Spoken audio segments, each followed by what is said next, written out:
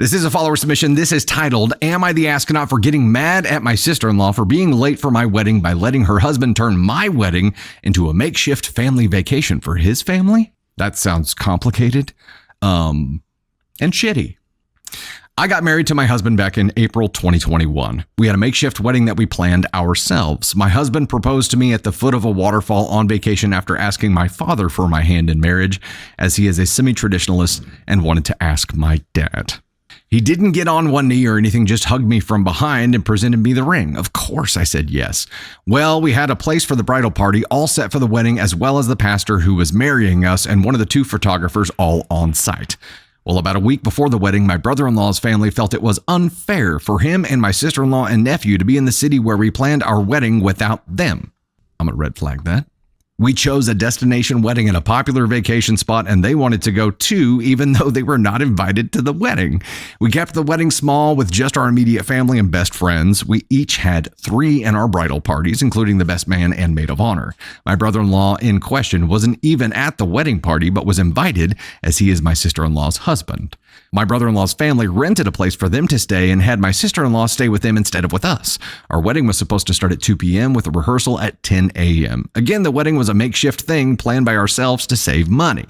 The morning of the wedding comes and my husband calls his sister to no avail. My mother-in-law calls her to no avail. Finally, my mother-in-law got a hold of her at 10:30 a.m. roughly, and she says she just woke up and will be there soon. Noon comes and my husband calls her to find out where she is. She says they will be leaving soon. My husband gets off the phone with her, grabs his hiking pack, and walks off down the road to cool off. I'm confused about what is going on, besides the fact that she was still not here 2 hours before the wedding was supposed to start, and we still had to rehearse what was going to happen before the wedding. She finally showed up, but my brother-in-law decided to stay in the car, and my nephew, who was supposed to be the ring bearer, was asleep in the car because he didn't get sleep the night before, and his nap got pushed back because he was so tired, so I had no ring bearer for my wedding. After all the family functions we have had with her for holidays and her getting mad if we were late and throwing a fit, she was late to my wedding. So am I the astronaut for being mad that she let her husband's family turn my wedding into a makeshift family vacation, causing her to be late to my wedding and not having a ring bearer because they didn't have their son get proper sleep the night before? Hell no. Hell no. This is garbage. It is garbage. Was that the sound of a cell door closing? Was that the sound of my HP printer printing? No, this is terrible. And especially what you say here at the end about how this sister-in-law was always shitty if you were late to any kind of function that she was throwing. A wedding kind of trumps all of those things. If one of the things that she had planned was not a wedding, those are not equal things at all. And for her to, there's an entitled family thing going on here, right? So his family is entitled. It's like, well, if you guys get to go to a fancy destination, we want to go too. Why? That's a new girl. Winston. Why would they have to come? It's a freaking wedding. It has nothing to do with them at all. What's that got to do with Bratz tea in China? It doesn't. Nothing. They shouldn't have tried to go. They shouldn't have tried to hijack everything. They should not have stayed up late the night before doing whatever the hell they were doing. She should not have separated herself from the bridal party. It's like, it's all garbage, all of it. And in your position, OP, I would be extremely upset, and I would be demanding some kind of an apology to maintain this relationship. This is a boundary. And you're allowed to be offended here. You're allowed to be upset. And again, we talk about this a lot. You can't be an asshole for being mad about something. You can't be an asshole for feeling something. It's what you do with those feelings that can make you an asshole. In this case, if you took those feelings and you approached your sister-in-law and you said, look, I feel like this was extremely disrespectful. And if you want to have a relationship with us moving forward, I think you owe us a big apology. And so does your husband. And really, so does his family, but I wouldn't expect anything from them. What you do with this anger right now will determine, where, if you landed on the scale, but you would have to be super unreasonable to end up on the scale at all here. What she did and the reciprocation of that gives you a lot of freedom to be a pretty big asshole. Demand an apology. Sister-in-law, brother-in-law, his family, they definitely end up on the scale. Let's talk about sister-in-law specifically here because she she was the one who was supposed to be a part of the bridal party. She's the one who was like, oh yeah, I guess my son's just not going to be a ring bearer, and allowed her husband to bring his family and basically hijack the whole trip. Okay, so looking at the scale here, sister-in-law specifically, she definitely could have done it differently. She definitely should have done it differently. I'm going to say she definitely shouldn't have done that. And maybe it goes beyond that. Maybe it gets into Ask on 1 territory. This is at least an Ask on 2. She definitely shouldn't have done this. And she probably views herself as between a rock and a hard place because this is her husband and her husband's family. And I'm sure they pressured her into this, but it doesn't matter. Have some respect for the person getting married that you were part of the bridal party for, right? Stand up for them and for yourself here, because when you stand up for a friend and something that someone is trying to get you to do is going to infringe on something there and be disrespectful to them, you are also being disrespectful to the relationship that you have with them. And now sister-in-law has put that relationship in jeopardy. And now she's going to have to work hard to fix it. Had she stood her ground in the beginning and been like, no, this is not going to end well, none of this would have happened.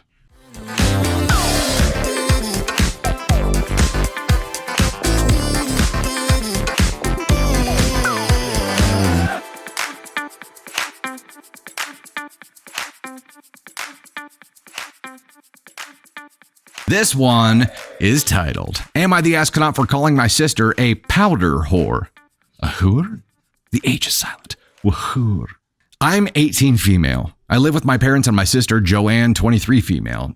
Joanne has a powder habit, and she claims it's normal in her job, and it's just the lifestyle of chefing, yada yada. I know we have some chefs in chat. Is powder problem like common? Is it common in your world? My parents seem to be ignoring it since Joanne pays her rent on time and keeps to herself when she's in the house and doesn't cause many problems. I'm a college student on a government grant, and I'm in college Monday through Friday up until 5 to 6 p.m., and working isn't really an option for me right now, so I don't go out much and I spend all my money on college supplies. Joanne doesn't seem to understand this and is always asking to borrow money and whatnot. Oof. I always say no because it works out that I only have 40 euros every week to spend on college stuff and travel to college. I got a Christmas bonus on my grant, and I ended up deciding to book tickets for a smallish local gig that's next week. I booked 2, one for me and one for my best friend, because her birthday is on the same day and she loves the type of music. It was meant to be a surprise for her. I had told Joanne about this on one of her good days because I was genuinely excited to finally do something and live the college student lifestyle for a night. The tickets were digital on an account shared with my parents. Joanne had asked for the login, telling them that she wanted to book tickets to something, but she was lying and used it to sell my tickets for powder money. Are you shitting me? That ain't cool. That ain't cool. I didn't find out until I had gotten the email to confirm that the tickets were sent to someone else, and I was really confused at first. I checked and they were sent to someone I know Joanne knows. I went straight to her when she got home and asked what the F she did. She tried lying, but I showed her proof that it went to someone she knows and told her I wanted my money back then and there. She told me it was gone already. Yeah, she snorted it. I lost my mind and started yelling at her because it wasn't fair. My mom was just in from work, and I was screaming at my sister, who was crying at that point, saying she was sorry and she didn't know it would upset me this much. Bullshit. My mom got involved and told me to keep my voice down and we'll talk about it. And I told her to shut up and stay out of it. Ooh. I ended up saying something along the lines of, why is it fair that you get to do this to me when I've never even drank alcohol or smoked? Why does the powder whore get to be the golden child, but not me? My mom stepped in and put a stop to it then and there. My sister had started screaming back at me for what I called her. My mom said that was out of line and she made a mistake. I told my mom her mistake cost me the only night out I'll have been able to have all year, so she should hear about what I have to say. My mom thinks I was in the wrong for what I said, and my sister won't even look at me, even though it's been 3 days and I've tried apologizing. Am I the astronaut? If someone stole your tickets and sold them to fund their addiction, it would probably be pretty freaking upsetting. Mom, she just made a mistake. Does mom not know that this is an addiction? Does mom not know that this is a recurring thing? That's my question here. We have a top comment. Top comment on this is NTA. I think you need to look your mom in the eyes when your sister isn't around and say, Mom, your oldest daughter is always broke from buying powder and other things she stole from her family, her sister, to buy illegal things.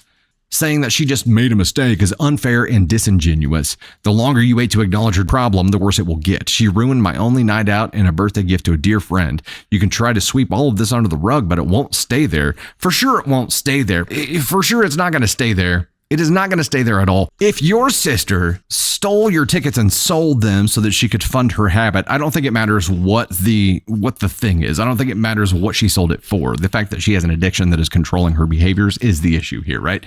And mom is in denial, either knows and just doesn't want to admit it, because that means it's on her to do some work and figure out how to unravel this mess. It's not her responsibility, but it kind of is. She's living with her, and it's your child. If your child had an addiction problem, you would feel compelled to try to help them overcome that, right? Or at least address it to pave a path to a solution. I would think mom is in denial here. Why is a question mark. Why she's in denial is a question mark. It doesn't matter at the end of the day. Right now, your other child is being harmed for it. And that's when mom becomes an asshole, because the denial is allowing one of your children to be harmed and affected negatively while the other one goes unchecked. That's a problem. So you can be in denial, but as soon as it gets to the point where it's causing direct harm to other family members and you do nothing, then you're enabling. Denial can be enabling behavior too. This is not okay. Sister knows it's not okay, but as many addictions do, it overrides all logic, right? It overrides all logic. She would steal and do whatever she needed to do to be able to fund this addiction because the addiction has the steering wheel.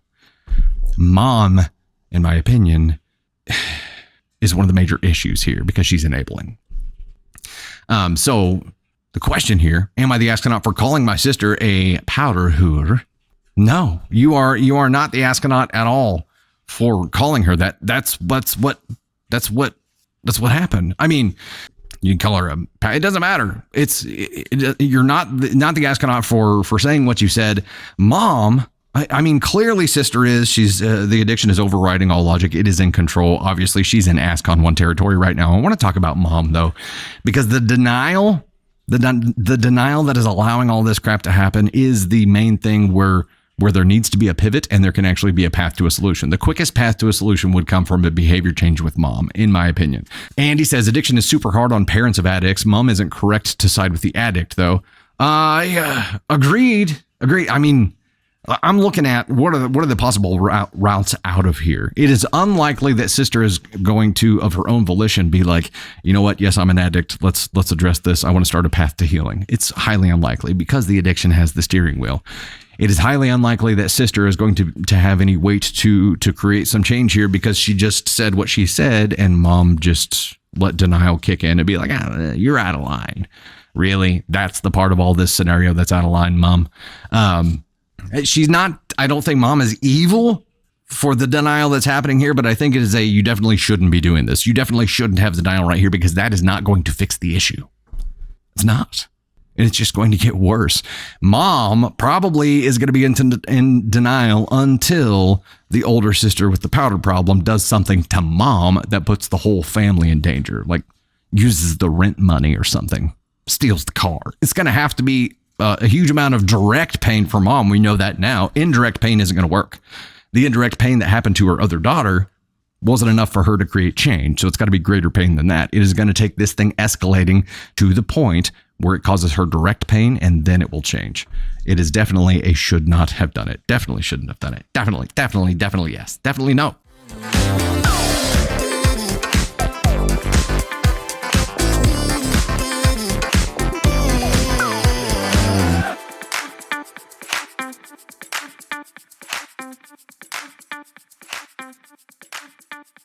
All right, our next story here comes from the AITA subreddit and is titled, Am I the astronaut for telling my daughter she has to understand that choosing this wedding date would result in my family not going? Telling my daughter. Wowza.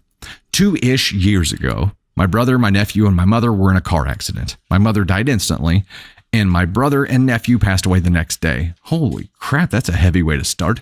My family was small. Me, my husband, daughter, parents, brother, wife, and 2 nephews. Their loss was devastating for my life and everyone, and it was even worse for my father and my sister-in-law. 1 year ago, my daughter, Betty, 25, was proposed to by her fiancé and preparations began. During this process, they chose the date based on the day they met 7 years ago, and that day is exactly 2 years since the death of my brother and nephew. I tried to talk to her about moving the date because it's still a very difficult date for our family and even for myself, but she insisted, saying that the venue had that date available and it would be perfect because all the other available dates don't work and they wouldn't be as important. I respected her decision, Recently, she sent the invitations to everyone, and as I predicted, my sister-in-law, my nephew, 24 male, and my father responded that they would not attend. Although they did not tell her, my father and sister-in-law told me that the date choice was taken as an offense to them. I decided to remain neutral, and I confirmed that my husband and I would attend. Today, my daughter called me unhappy that no one but us confirmed my husband doesn't have family on his side, and her family side would be empty. And she expected everyone to go on that date, even more so after she explained the reason to them about the date, but they still refused. I tried to be supportive, but I said, love, this date is difficult even for me, but I will go to your wedding, but you have to understand that this choice of date had this consequence, and you would have to deal with the consequences of your choices. She exploded at me, saying that everyone was against her. It's not her fault that the dates coincided and everyone could make an effort to go a few hours for her, but they decided to just not go, and I was basically saying, I told you so. She hung up without me answering, and we still haven't spoken. My husband said he understood me, but I should have stayed away from it. Am I the astronaut? How are you going to stay away from it? How the hell are you going to avoid this problem? There's no staying away from it, hubby. There's no avoiding this, beating around the bush. You are the direct link between the family and the daughter here. And you did warn her. It's another NTA. You warned her what would happen, and she did it anyway. Come what may. If you know what the consequences are going to be. I think she obviously expected everybody to just change their mind and be like, oh, well, yeah, it's a wedding. I mean, that would trump it. But it was disrespectful. It was disrespectful. In a perfect world, the anniversaries of tragic events wouldn't cloud people's minds and override that day, override everything else on that day, right?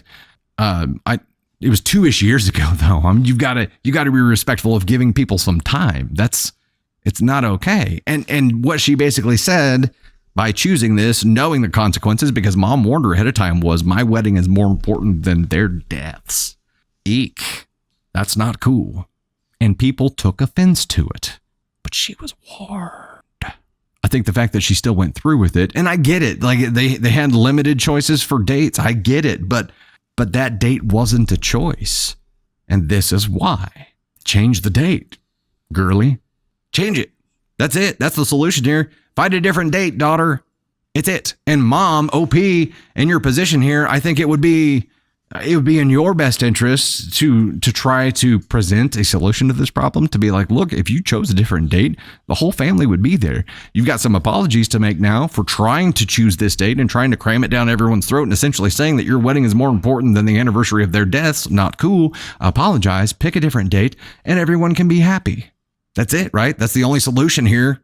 I mean, I understand why she chose what she chose, because when you're trying to plan a wedding and you're dealing with venues, there's limited dates available, which is another reason that I think Candy Thunder and I went the right route and threw it together ourselves and used a clear tent on her parents' property, and we just did the grassroots approach and freaking loved every second of it. It was amazing.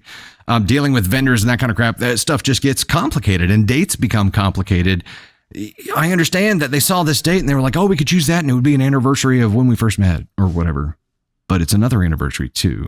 And that while that date might be important to her, there's a more important event for that date that happened to other people. The family that she's expecting to fill in her side. She's being unreasonable. Where would you put daughter on the scale here? I mean, it's at least a 2. Did she get into 1? Does she get into ask on 1 evil territory? Is this evil? Is it truly just vile? We've got some 2s and 1s. Ah, man, I don't know if it's evil. It's selfish, that's for damn sure. And selfish to the detriment of other people and then relying on those other people. There's definitely a huge dose of entitlement here. How old is she? She's 25. And I think we do have to consider that a little bit here. She's 25. I think there are some things that you gain with wisdom as you go, and I don't think it was evil. I think it was selfish. It was entitled. Those are a lot of bad things, but I'm going to give her the benefit of the doubt that she's going to choose a solution path here, and that she isn't an evil person. She was just too clouded by her own wedding. And if anything can unveil the selfishness of someone, it's a freaking wedding. And having kids. And I mean, there are a lot of things that can reveal to yourself how selfish you are. A wedding is the thing that can reveal to everyone else how selfish you are. She should know better. I agree. She may be in between a 2 and a 1 here. I'm giving her a 2 because I don't think she's evil. And I think there can be some redemption here. I hope it is. I hope it is. Well, keep this in mind too. I think kids, even 25-year-old kids, are going to be the most unfiltered when they're talking to their parents because they feel safest talking to them, right? So the way that she talked to her mom about not being understanding of that date, I don't think she would talk that way to anybody else. I hope not. And hopefully she has some time to let this ferment and to understand. Yeah, this is one of those areas where we're all going to have some different opinions here. To me, I'm giving her a 2 because I'm trying to give her a little bit of redemption, a little bit of window of light to open up and to walk through there and hoping that she chooses correctly. And I think it is much easier to come back from a 2 than it is a 1.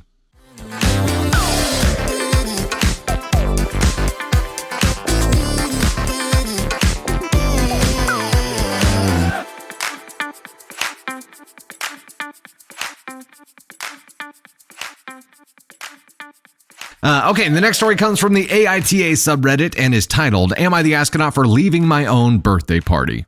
Oh, my 23 female boyfriend, Dan, 26 male, invites his friends everywhere. Unless I explicitly tell him that I want to do something with just him, his friends are always invited, and it's starting to get to me. Dan texted me last week saying, I finally have a plan for your birthday. I was thinking we'd go out on a dinner date with some friends. And genuinely, when I got this message, I felt like breaking down in tears. I don't want to make it seem like I don't like his friends. They are lovely, but I'm not dating them and would prefer that they're not at every outing, especially one that's supposed to be about me. Because I was very emotional, it took me a while to communicate, but the next day I explained that I wasn't interested in going out to dinner with his friends.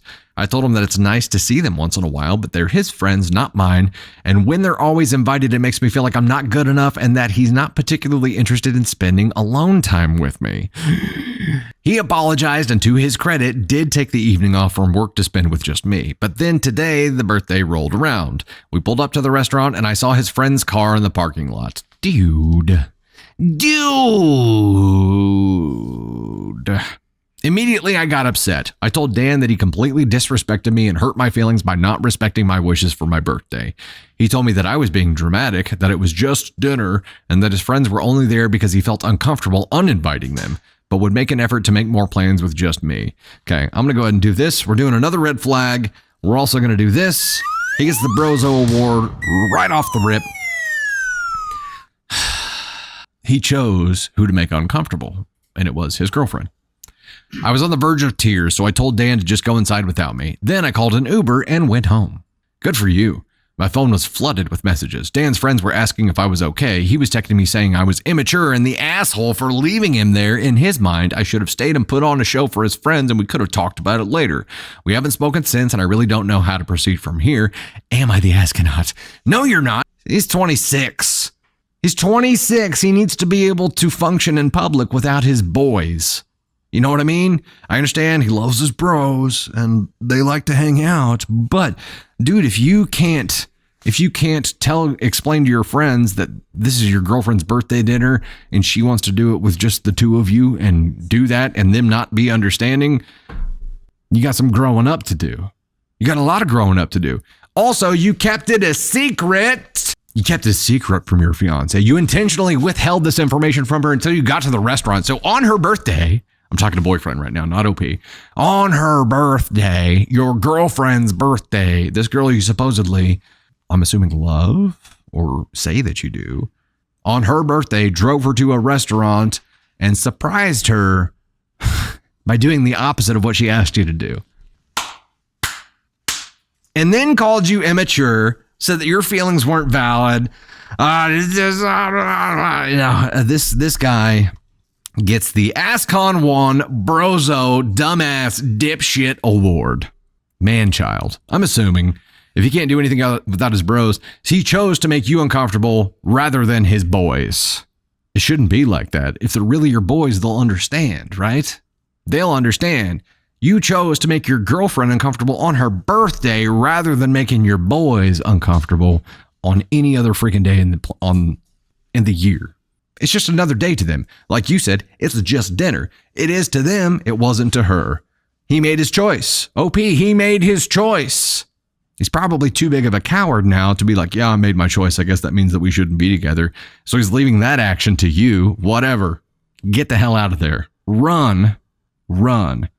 0 is greater than -1. This guy's a -1 in your life. You'd be better off alone. He gets a DFHB rejection. Terrible. This is not okay. Like, how someone could do this to another human being and expect them to still want to be in a relationship with them is beyond me. This is beyond me. I do not understand what is going on in Brozo's head. Unless he thinks he's God's gift to women, or like he's much cooler than he actually is. I don't know. There's this sense of narcissism, really, that would go into saying, I'm just going to withhold all this, and I'm just going to play stupid, and she'll be okay. It'll be okay. It'll be okay.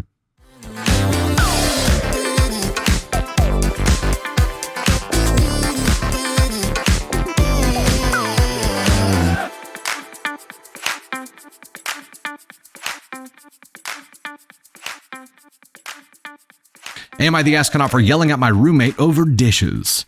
So I, 29 male, live with 2 roommates, Olive, 28 female, and Sam, 30 male. We're in college, met in college, and decided to rent a house together because we got along. It's a 2-floor, has 2 living rooms and 2 kitchens, and has 3 bedrooms and 2 bathrooms. Sam and I share the upstairs bathroom since Olive is a neat freak and cleans a couple of times a week, and we only clean once a week. She's in the basement by choice as she prefers having her own area. Me and Sam split up the chores. I tidy up and he takes care of the cats. We each have one, which is also why Olive is in the basement. She loves cats but is too allergic to be near them, and she knew about the cats before agreeing to rent. We split dishes and cooking. I cooked last week, which meant he was on dishes, and since I cooked lasagna, which he and Olive both wanted, if it's a lot of food and is safe for her, we invite her to come up to eat too, but she has a gluten allergy, so cooks in her kitchen. If Olive really wants a certain food, she'll ask us to make it if she doesn't have the energy, and vice versa. Sam is usually good about doing dishes and is a good roommate for the most part, but his room can get gross and he tends to dirty the whole house if he's tired. I went to go tidy up after we ate. He asked if he could do the dishes tomorrow, and I said yes. The next day we ordered out, but he still didn't do the dishes. I offered just to do them, but he refused, saying he'd get to it. He was raised not doing chores. Oof. So he does this sometimes, and he didn't do them. He didn't do it the next day either, despite constant reminders. He also neglected the cats, so I did their boxes and fed them. Olive came home today, saw mold in the dish, and promptly vomited. I walked out of my room, looked in the dish, and gagged. Sam came out, saw it, and said we were overreacting, and then he'd do the dishes after I cooked dinner, as I have for the past few days. I yelled at him for being a pig, being lazy, causing mold in the house, and neglecting the poor cats, causing me to do most of the chores. Olive said she's going to call our landlord to get Sam out of the house if he doesn't start cleaning regularly, as this is nasty. Sam flipped us off and locked himself in his room. Me and Olive split the dishes on the condition that I make her dinner for 3 days, not counting today. I made all of us salads, per Olive's request, and some gluten-free pasta. Sam told me to F off when I offered him some. It's now 10 p.m., and I worry that we were too hard. So Reddit, am I the astronaut? Thoughts here? Thoughts. The dishes caused immediate involuntary vomiting. It's pretty bad. Yeah. Sam is a baby. Sam was raised as an entitled little shit who never had to do any kind of work for anything. So this is, this was likely to happen. And it didn't start like that. It's once he got comfortable enough to show his true self. That's whenever this started coming out. But no one is going to be okay with this. No one. It doesn't matter what roommates he gets or if he lives alone. If he lives alone, what's going to happen? It's just going to become just a dump. It's going to become an actual dump with like trash juice on the ground and stuff. Nobody's going to be okay with this. The question is, am I the astronaut for yelling at my roommate over dishes? No. Hell no. Hell no. You know what I would do, actually? I'd call Sam's mom or message Sam's mom and be like, look, here's what your boy's doing. Either tell him to get his ass in gear or he's getting kicked out and he's going to have to find his own place. Because telling him he did what a teenager would do when they get in trouble and marched to his room and slammed the door and locked himself in, and now is just being shitty to everyone because of his choices. You guys know. OP, you and Olive are not the askonauts here. You have a shitty roommate. It happens. Either offer to train him on how to do these things, or if he knows how to do it already and he's just choosing to be lazy, you guys, it looks like you created the boundary here.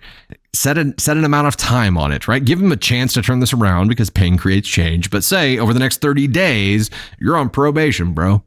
And if over the next 30 days, you don't stay on top of your shit, we are going to ask to have you removed from the lease because we will not live like this. Right now, he doesn't think there's going to be any kind of consequence, right? And now he's just mad at you guys because you guys got mad at him for being lazy. So give him an amount of time to change the behavior. It has to stay that way, or you enter this cycle again. Give him a chance to change it, I would say. And then, because you guys like each other, it's just if he starts cleaning, everything would be fine, right? If he did his job, if he stayed on top of his shit, it would be fine. So give him the chance to turn that around. Understand that he was brought up not having to do any chores. So this is the first time that he's learning this. And imagine or remember what it was like whenever you started doing chores. You buck against it too. It happens. He's going through that teenage phase of learning how to do chores right now. So give him some time. Give him the chance to turn it around. But zero tolerance. If knowing he's on probation and if he does it again, he's getting kicked out, he does it again, kick his ass out. That's it. It's not that hard. It's not hard. It's not hard to do, but for somebody who's never had to do that before or stay on top of chore kind of things, it's learning a new system, right? It's learning a new behavior, and they have to be consistent with it because his default, which he backslid to, is to just let shit pile up. And I'm sure his mommy would do everything. There was a good thought here. About charging a housekeeping fee, Peppermint Witch. Yeah, charge a housekeeping fee for picking up the slack. There you go. I mean, you could say that. You could say, look, if you don't stay on top of your shit, and put it in writing, have everybody sign it. If you don't stay on top of your shit, you will incur this fee because then we have to hire somebody to come in and do this. So it's got to create pain either way. Right now, his laziness just creates pain for you, OP, and for Olive, not for him. Because what happened? You guys did the damn dishes. He still didn't have to do it. That's enabling. Understand what's happening right here. You guys let him get away with this, so he thinks he can do it again sometime. Yeah, there was a little tussle, but that was it for him. He didn't have any pain. Didn't even end up having to do his dishes. And now he knows if he waits long enough, you guys will do them. You got to create some kind of system. You got to put it in writing and got to stick to it.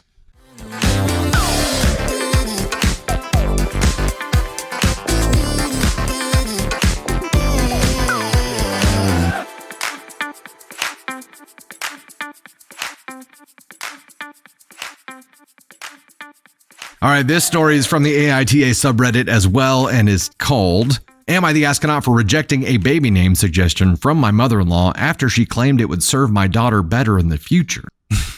Not to mother-in-law story. Not an unreasonable request from a mother-in-law. Also, irksome, irritating, annoying. Why must you be so constantly irksome? My husband and I chose the name Kala for our daughter who is due soon. Her middle name has not been revealed as of yet, but we have chosen one. My mother-in-law asked if we meant we are naming our daughter Callista with the nickname Kala, and my husband said, no, just Kala. She asked who came up with the idea, and my husband told her we decided the name together, and we weren't changing our minds either. He said this because she made the face like she was in pain. Is that the name you chose, or is that just short for something? A few days later, mother-in-law suggested to me that I should seriously consider doing Callista with the nickname Kala instead of just Kala. She said Callista would serve my daughter better as a grown woman. She told me my family might like unusual names. I'm lyric, for example, but many people struggle because of them. And while Kala isn't that unusual, it's not as known as Callie and doesn't have any real nickname options other than Cal, which sounds more masculine. She told me I never had a nickname to fall back on, and lyric is such a specific name, and Kala is as well. She told me to take what we like out of it and think about our daughter's future. I told her we did think of our daughter's future. It's why we gave her a name that was not difficult to say or spell, but was still uncommon enough to not meet others or many others with the same name. I told her the name sounded good to our ears on a woman or a little girl, and for that reason, we would not be using Callista instead. My mother-in-law told me I wasn't really listening to her, and she had just given us a way to still use the name we wanted, but just to do better for our daughter. She accused me of not caring about the impact the name Kala could have on our daughter. She told me she wouldn't even bother with my husband since he has always refused to go by his full first name. but she had thought as a mom and as someone with an odd name, I would care more for my daughter's happiness. Am I the astronaut? The question is, am I the astronaut for rejecting the baby name from my mother-in-law after she claimed it would serve my daughter better in the future?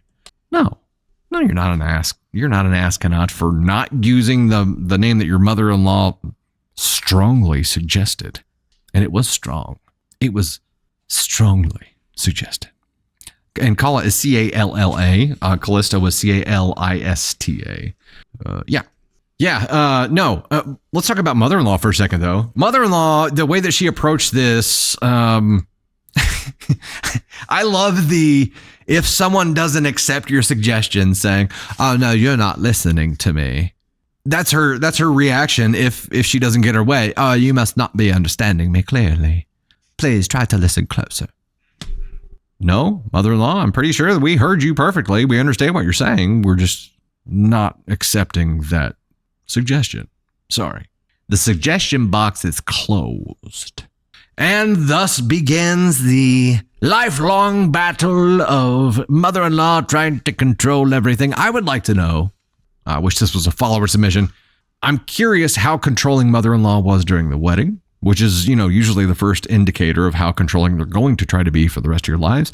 I imagine she tried to exert some control, and OP and hubby drew a line and said, hell no. And this is attempt number 2. She's not doing anything crazy. She's just doing no, you must not have heard me. It doesn't matter. It's their choice. It's their choice what to name their kid. You as a grandparent don't get a vote. Sucks, right? But that's the way it is. You don't get a vote. For me, it's the mother-in-law. It's the mother-in-law's reaction to no. No is a complete sentence. It's the mother-in-law's reaction to that, saying, "Oh, you must not have been listening to me." Oh yeah, because yeah, you have to be right about everything, right? Marble City Mom Meow says if Kala doesn't like her name when she's older, she can change it. My daughter changed her name. There you go. She can make that decision when she's older. Meg Not Megan says, I'm just Meg on birth certificate and everything, but people always try to add letters to it. LOL. I'm not going to lie. When I was going through this story, Kala, every time I said the name, I was like, Kala, what's your issue? Hey, when she gets old enough to have a license, it's going to be a caller ID, right? But yeah, I mean, I'm sure they're going to find a way around it. And maybe that's not even how you pronounce it, but it's their choice. It's their choice what to name their kid. You don't get a vote, and no is a complete sentence, Mom. So when somebody says no, they mean no. This is going to be fun once the baby is here, because she's not done bitching about it. Guarantee you that. She's not done bitching about it, and also I think she's probably going to pull shit like this with every decision you make for your child. Where they're going to school, breast or bottle feed, what you're feeding them, how you're dressing them, how you fix her hair. It is all going to be a matter of contention for mother-in-law, and that's going to be a hell of a good time. You know what? I'm going to give Mom a 2 right now for this isolated incident. However, I think in the grand scheme of things, this is probably an ask on one mother-in-law. If she did interfere with the wedding, and she did what she did here, we know. But if she does interfere with everything else that you do for your baby, and I think she probably will, she's going to find herself in ask on one territory very quickly. For this specific instance, it wasn't crazy. It was just disrespectful, and she definitely shouldn't have done it.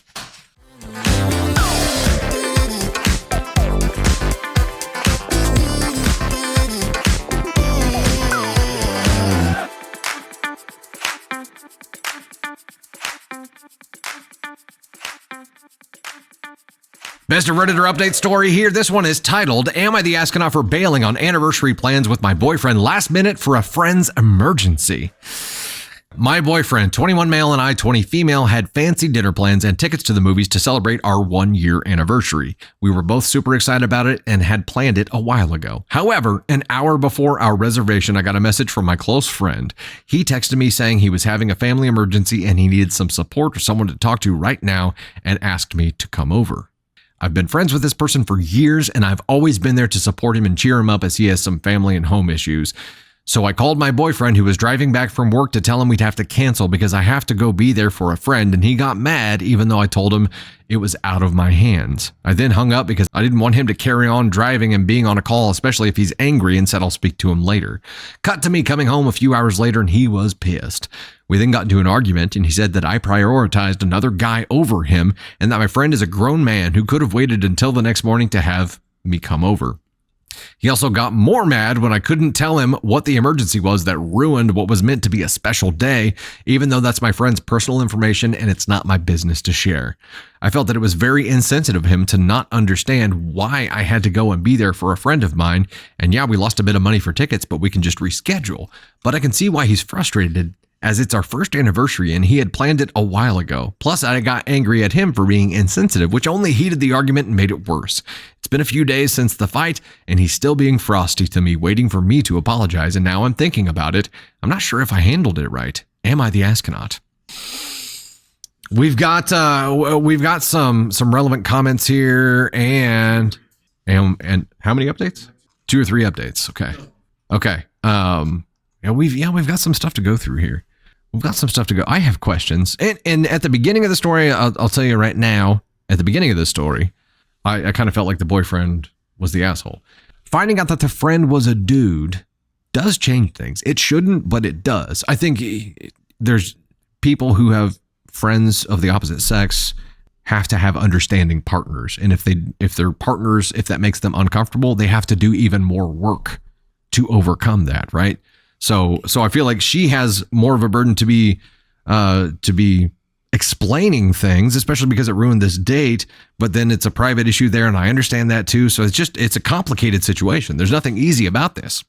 Nothing easy. Here's some relevant comments. Info, was this something that could have waited another day? Original OP, no. My friend had a big argument with his dad, and without going into lots of details, my friend struggles with alcohol problems, so I went over to help smooth things over and gave him someone to talk to and distract him, as he was very upset. When my friend asks for emergency support, I don't ask questions, I go. How could I have enjoyed my night knowing he was struggling anyway? That's a good point. That's a really good point.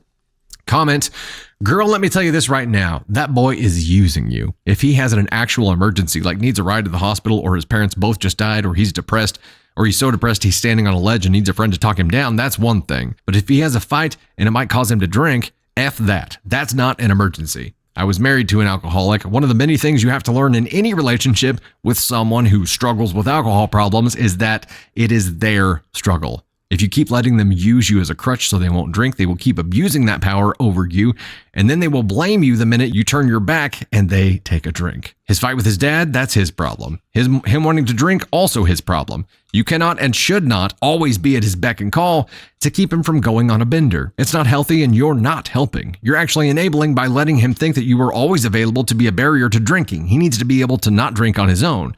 So apologize to your boyfriend sincerely. Explain the situation to him the same way you did to Reddit. Then get yourself to an AA meeting and learn how to be a true friend to an alcoholic while not being addicted to caring for the alcoholic. Another good point. Comment, can you see how this must look to your boyfriend? You ditched him on your first anniversary to go to the emotional rescue of another man. That doesn't look good. I'm sure it felt awful. Then you accuse him of not being sensitive and understanding when you are doing the same thing to him. You're the asshole. Reddit voted, you're the asshole. Before we get into an update here, there's a lot of really good points being made here. And you have to be understanding to the boyfriend here. Also, there's this little seed in my mind that is like, look, if this friend knows about this anniversary date and has some kind of hidden feelings for OP, would it not be unreasonable for him to fabricate this thing to prevent that 1-year anniversary from happening, and also to test the waters to see if it would be possible if OP would choose him over her boyfriend? It's possible. But it's complicated, right? This is not an easy situation here. Let's get into the update, because holy cow. Update 6 days later. After reading everyone's comments, I realized I was in the wrong and I didn't prioritize correctly. I came off pretty defensive at first, but after thinking about what people said, I shouldn't have been. I apologized to my boyfriend and told him nothing like this would ever happen again. He's still pretty mad, but after a serious conversation about setting boundaries between me and this friend, he's willing to move past it. He did say if this happens again or if I cross any boundaries with this friend, then he's gone. So it obviously did affect him more than I thought. I'm willing to respect this and try to consider my boyfriend's feelings more while still being there for my friend. We have rebooked our tickets and dinner for next weekend, and hopefully it can still be special. What I will say is the emergency message I got from my friend at that time didn't have much detail, so I didn't know how serious it was. Obviously, when I got to his place, he was very upset, but it wasn't life and death, and in hindsight, it could have waited until next morning. You think there might have been a reason it was vague? I'm not trying to make any excuses. I just thought some comments were a little harsh. I care for my boyfriend very much, and I'm happy we got this resolved. The comments about my friend's alcoholism made me realize that I needed to give him the resources to help himself, which I will do if he's open to it. I've never had someone I care about deal with an alcohol issue and was a bit naive to think that I could help him without professionals. I spoke to my friend on the phone this morning, and even though he was very defensive, he agreed to meet with me to talk about the next steps for him getting help. His dad is threatening to kick him out of the house, so I think that was a bit of a wake-up call for him. Also, I don't believe my friend had any malicious intent when he asked me for help, and I won't be cutting him off like some of you suggested. I think healthy boundaries to prevent any misunderstandings will do. That's the update for some of you who were asking for one. Relevant comments here. Number 1, I love how you still refer to it as an emergency when it was very evidently not an emergency. More like some guy just wanted her attention and OP just ditched her boyfriend for him. Number 2, I give her boyfriend a week before he dips. If she would take some accountability, maybe there'd be a chance, but no way the boyfriend continues to tolerate the disrespect. I know I've broken up for less. LOL. Original OP, how am I disrespecting my boyfriend? I apologized and took accountability that I was in the wrong. I agreed when my boyfriend asked to put boundaries between my friend and I've done everything he's asked, so where's the disrespect? Is there? Is there still disrespect whenever she's willing to create boundaries? Now, as some commenters said before, the friend is abusing OP's willingness to be a crutch. And she still wants to be there for the friend, but doesn't want to abandon the friend, wants to help the friend get some resources to help himself. I still think there's a chance this was a call for attention to divert, to try to bust things up between OP and the boyfriend. It's possible. I'm not saying that's what it is, but there's definitely a chance. Aaron says, I was friends with an alcoholic for many years. I ended up being emotionally used and hurt badly. You can't fix them. You can't save them. They will use you to relieve their emotional pain. So there's 2 possible routes here. Either it is an addiction and it's abusing the relationship like that. So there's that side of it. Or there's a secret love interest and he's trying to break up the relationship by choosing the timing that he chose.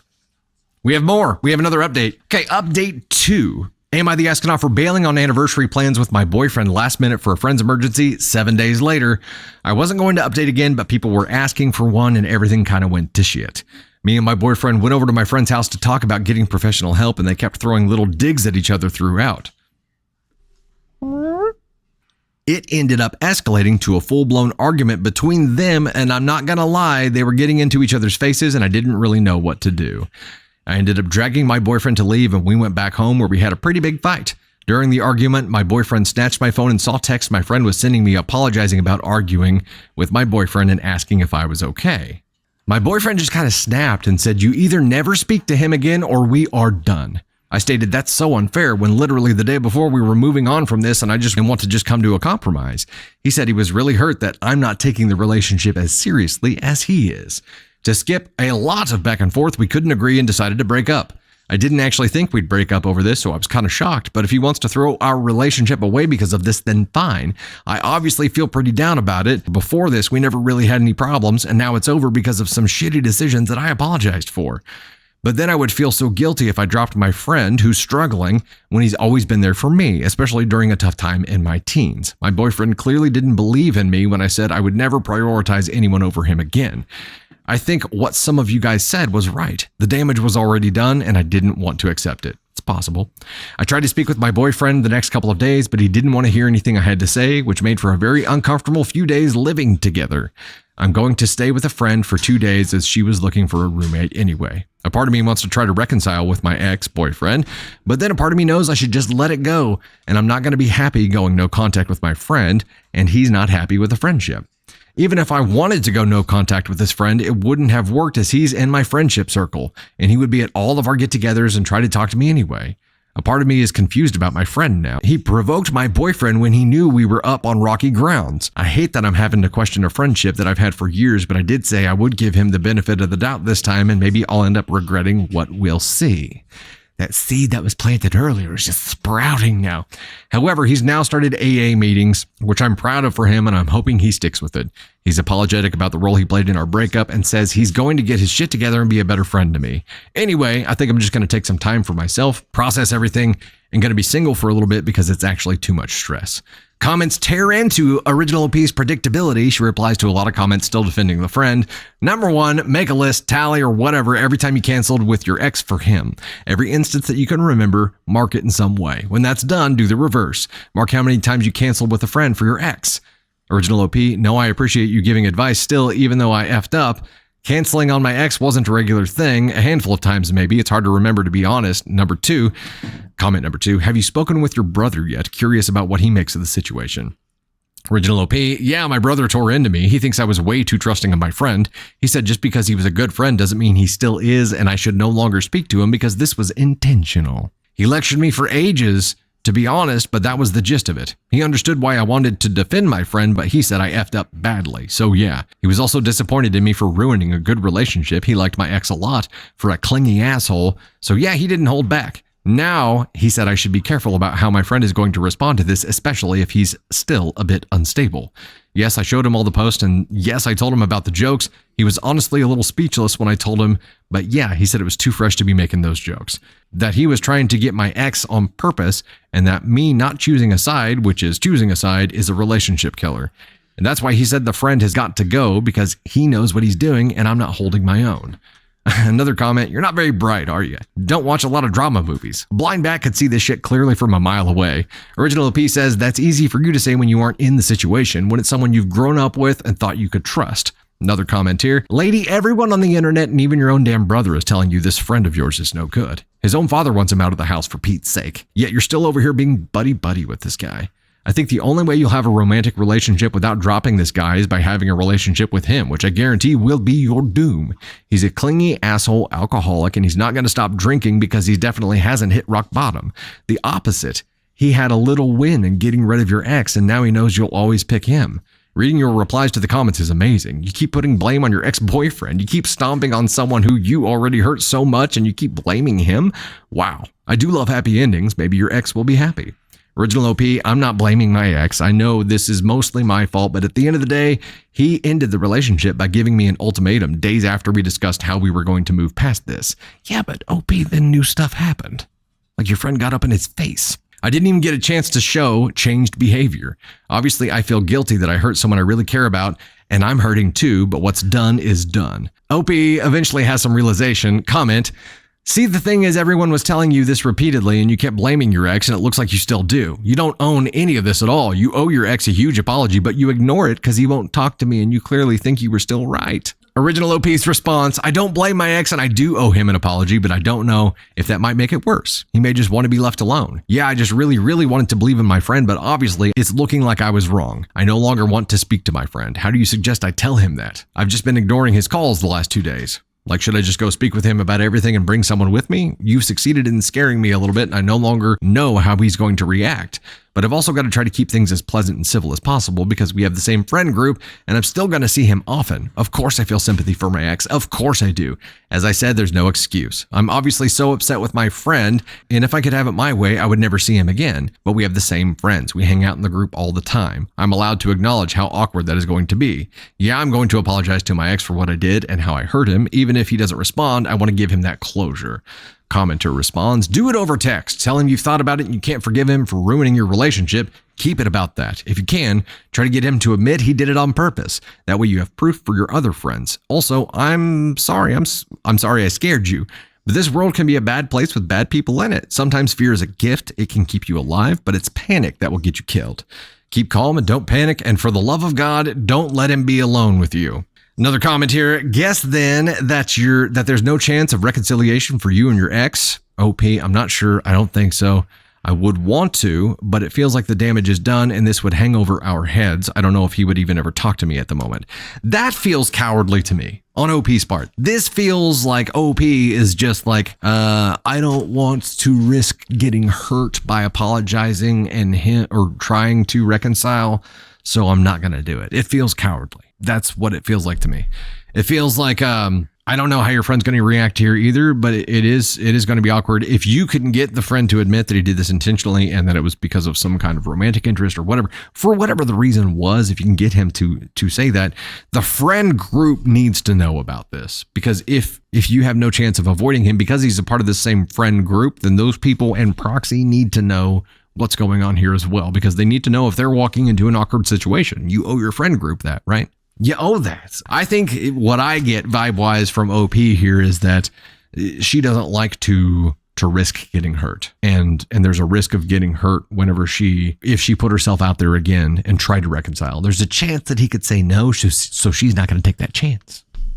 That's a hard way to live. But I think that the friend got in OP's boyfriend's face and that altercation escalated is another indicator that this is because of some kind of either control. The friend didn't want OP to have a boyfriend because that interferes with her ability to serve him as an emotional crutch, or a romantic interest. And maybe if you get him to admit it so you have some kind of proof, there's a chance he could be excommunicated by the friend group, or they would at least keep an eye on him, or they would at least try to do things with you without him. There are solution paths there.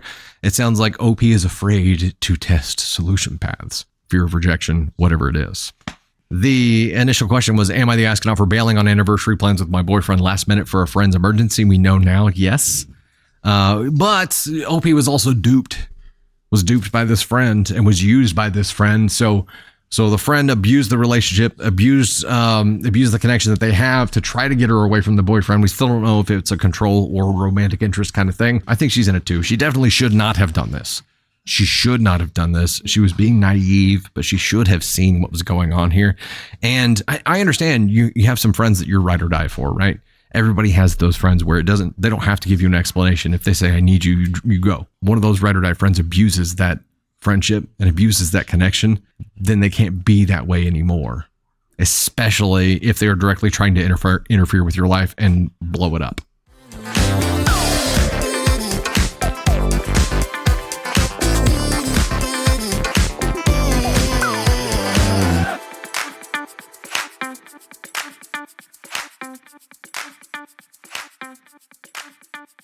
Am I the astronaut for refusing to pay for cake slices that my teenage daughter ate? I, female 38, am a single mom with my teenage daughter, Carly, female 17. My sister, female 36, lives nearby with her husband and 2 kids, female 9 and male 7. Carly sometimes babysits her cousins on the weekends so that my sister and brother-in-law can go out, usually for 3 to 4 hours. In exchange, my sister gives her 30 to 40 euros cash in hand. Me and my sister do not make Carly babysit. She volunteers to. She likes having the extra money to fund her Starbucks addiction without a part-time job in fast food or retail. Plus, the kids love getting to see her. I'm glad that she's getting to learn responsibility. I think it's a win all around. Last weekend, there was a problem. A couple of hours after Carly came home from babysitting, my sister called me. It was my niece's birthday 2-ish weeks ago, and there was some leftover birthday cake in their kitchen. It was a custom-made fancy lemon curd cake, and I remembered at the party a lot of the kids didn't want to eat it, so a lot was left over. Whilst she was babysitting, Carly had eaten 2 slices. My sister said that she should have asked before helping herself with the cake and that it was expensive. I apologized to my sister and told her that I would have a word with my daughter. She mentions again that the cake was custom made and expensive and says we should be compensating her. At first, I honestly thought she couldn't be serious, but she did want me to give her money because of the cake. I mentioned that surely the cake was going bad soon if it wasn't already stale. I said this lightheartedly, trying to lighten the mood, but made it clear I'm not giving her money. She says she paid £70 for the cake and she expects me to give her 20. I told her I'm not doing that. My sister says I'm being inconsiderate and that my daughter ate the slices without permission. I feel like she's being petty. And what difference would it have made if it all got eaten last weekend or at the birthday party? Am I the astronaut for refusing to pay for her cake? Hell no. Hell no. Hell. It was leftover. It's not like she cut into a brand new, freshly unsliced cake. And also, when you have a sitter, food is fair game. That's like a widely accepted rule, right? If it's something that you don't want eaten, label it. Label it. This sounds like buyer's remorse. I wish I wouldn't have spent so much on this cake. Oh, well, she ate a couple slices. I guess I should get somebody to pay it back. It's also 2-week-old cake. How good can that 2-week-old lemon curd cake? Yeah. How good can that cake possibly be at this point? Even if it was a whole cake, I think it would have depreciated to zero value within 1 week, right? It's not worth anything after 2 weeks. If you held on to it for 2 weeks and now you're trying to charge somebody, that's nuts. That is nuts. Nuts. It's leftovers. Yeah. No. And if you have a sitter, the food is fair game there. I think that's a widely accepted standard. But again, if it's something you don't want someone to eat, put a freaking label on it. This is greed. This is greed and regret for spending so much on a cake that nobody wanted to eat. That's it. That's it. That's a you problem. That's a you problem. Good gravy. NTA.